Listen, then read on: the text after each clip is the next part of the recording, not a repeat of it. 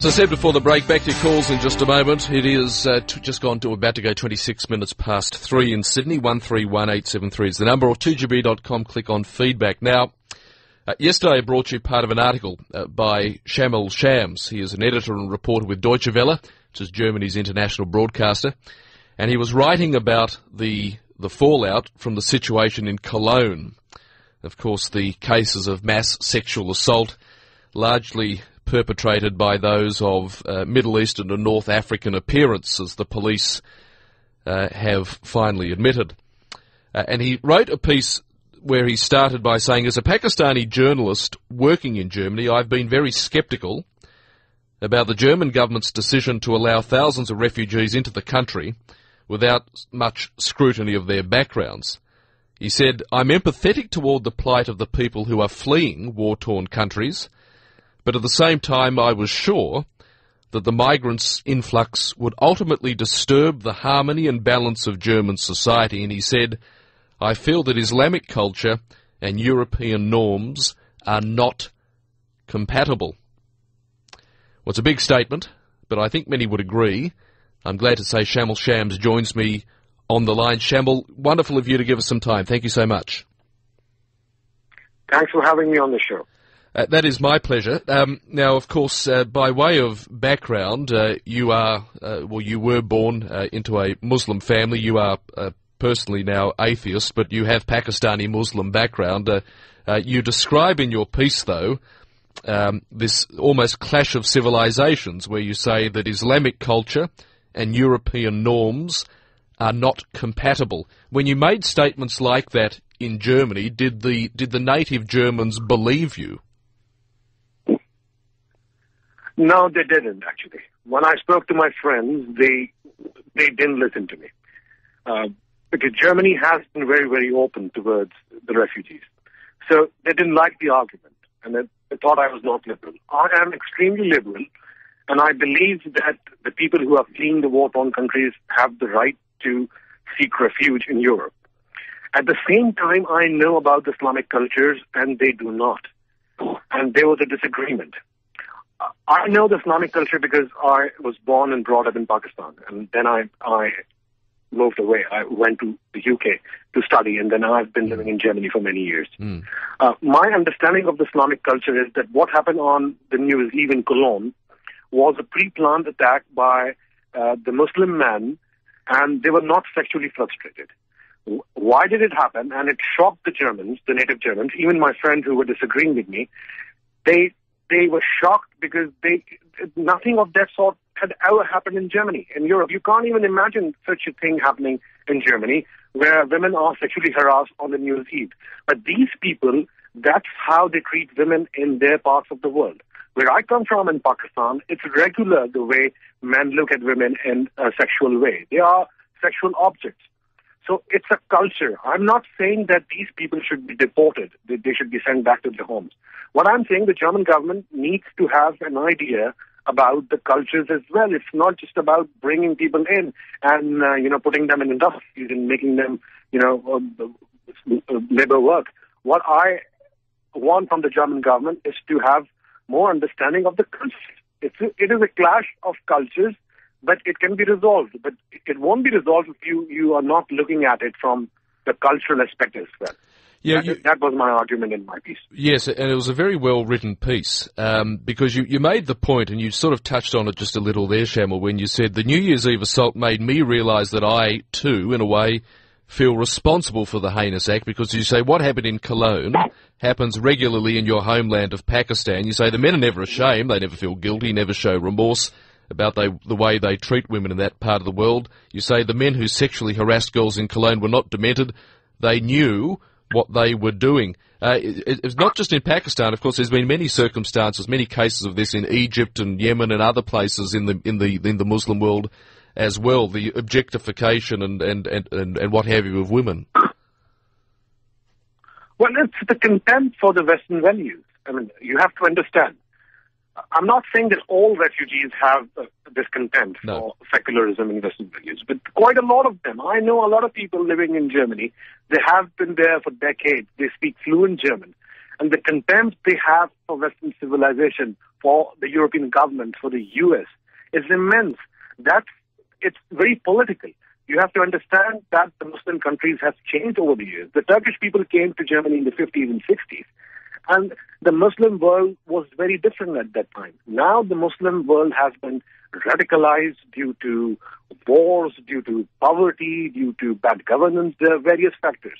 But that has happened. And now when these people are coming to Europe, you have to be a little more vigilant about it. You can't just say, oh, we are doing humanitarian work, so we accept everyone and anyone without knowing that they will question the consequences of what these governments have been doing. So what happened on the New Year's Eve was really appalling. And I felt disturbed because I felt I was responsible. Because these people, obviously, I mean, I'm not a Muslim in the sense that I'm not a believer at all. But I have a Muslim background. And I felt ashamed. And now these people, the far-right groups in Germany, will target people like me as well. They won't interview me. They won't ask me if I'm an atheist or I'm a secular person. They would say, you are coming to Germany and you want to change our ways of life. And it's very sad because I have always been respected in Germany. And I've never been harassed in so many years.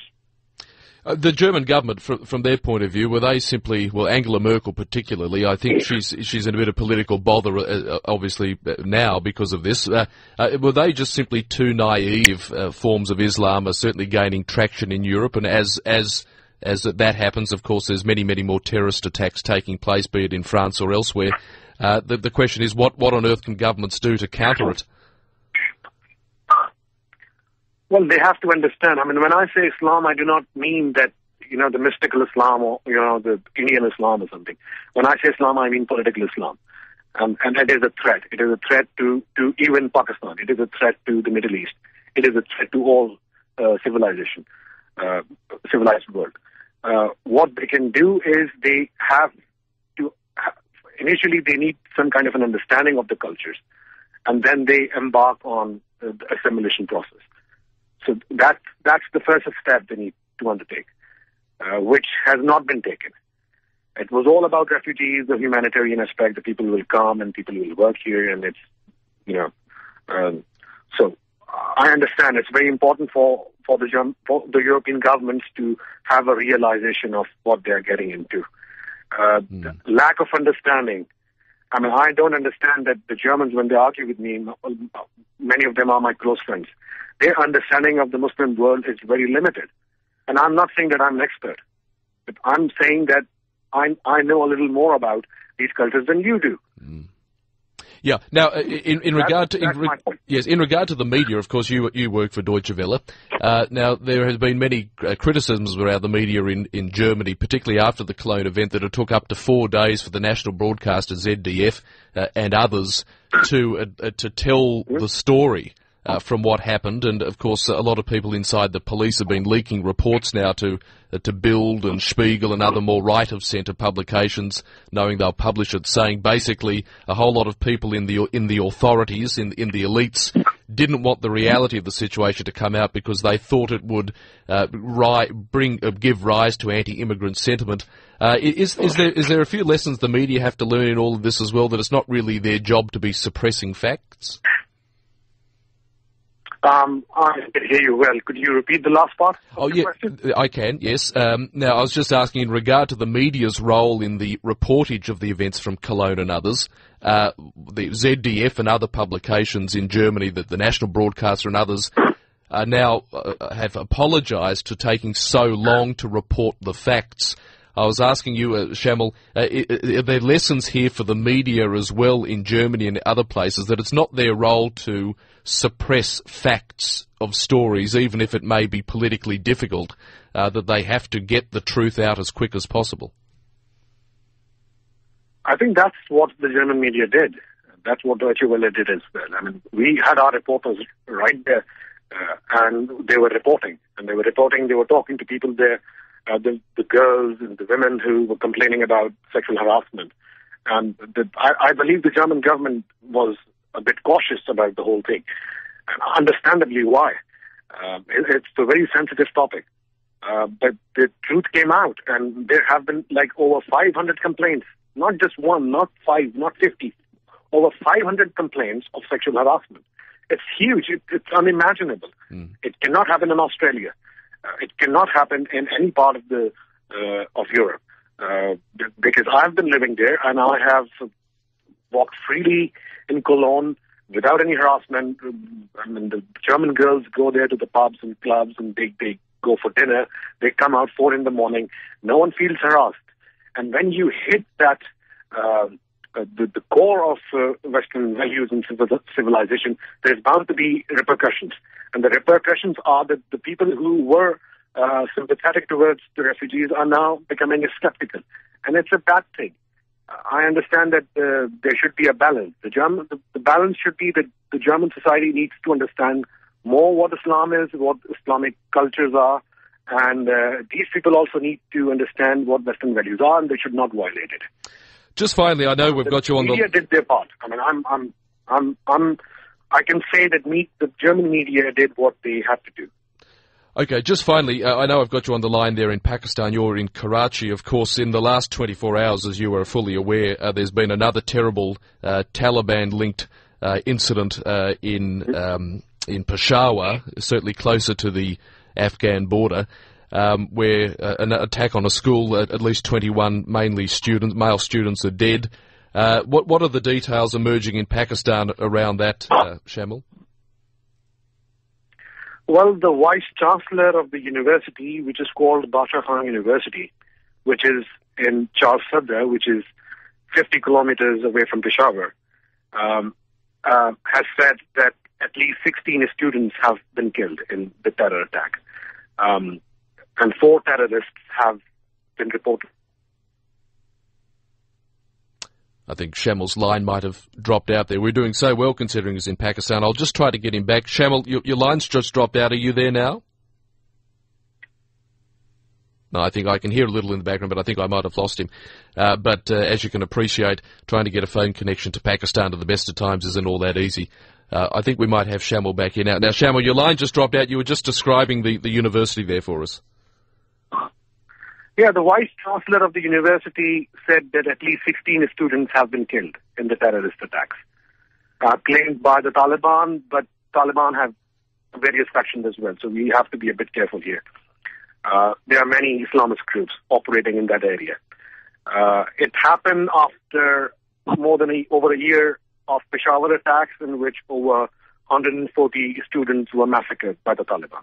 So it shows that the government and the army who claim that they are acting against the Taliban and all these militant Islamists have not done much in 2015, last year. It shows that that Pakistan's anti-terrorism policies are flawed. They have been very selective in targeting the Taliban. They are the good Taliban and the bad Taliban. And due to these policies, we see that the Taliban and Islamist militants acted again in Char Sadra. And it's very unfortunate.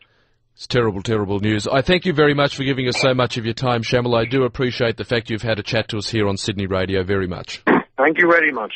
That's a pleasure. Shamil Shams there, editor and reporter for Deutsche Welle in Germany, on the line from Peshawar in Pakistan. It's 20 minutes to 4. You may wish to make comment about that. I thought Shamil spoke very well for himself there. We'll be back after this break. As I said before the break, back to your calls in just a moment. It is just gone to about to go 26 minutes past 3 in Sydney. 131873 is the number, or 2GB.com. Click on feedback. Now,